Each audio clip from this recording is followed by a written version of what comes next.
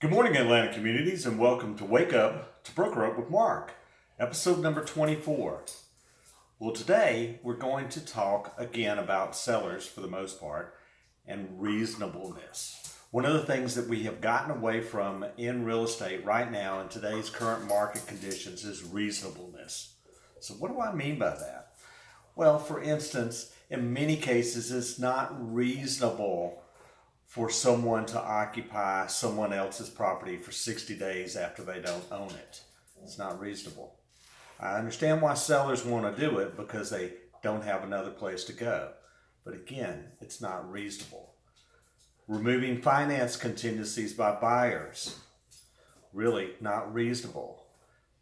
One of the things that make my job difficult is because I am trying to help all of you consider, notice I said consider, not take, a different point of view. And because of that, I have to present the information to you and then hope that maybe it gets you thinking about a different way of doing business. So again, reasonableness. We have, as an industry, eliminated low down payment loans. Anything that's 95% loan, 90% loan, 97% loan, FHA, probably VA, all this as an industry. So the lenders didn't say, hey, we're not doing low down payment loans anymore. The government didn't come and take them away. We did.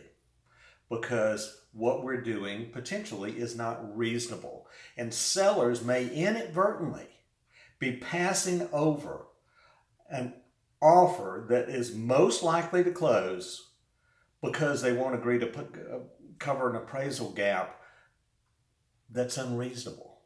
So I'm suggesting that maybe if you're representing a seller that you consider finance contingency of at least 3 days, 5 days, 7 days. Why? Because at the end of the finance contingency period, if it ends without the buyer terminating, then the seller can request evidence of the buyer's ability to close. And if they don't provide it within the 7-day window, the seller can notice them and then have 3 more days for them to cure it. If they don't cure it, the seller can terminate. Why is that important?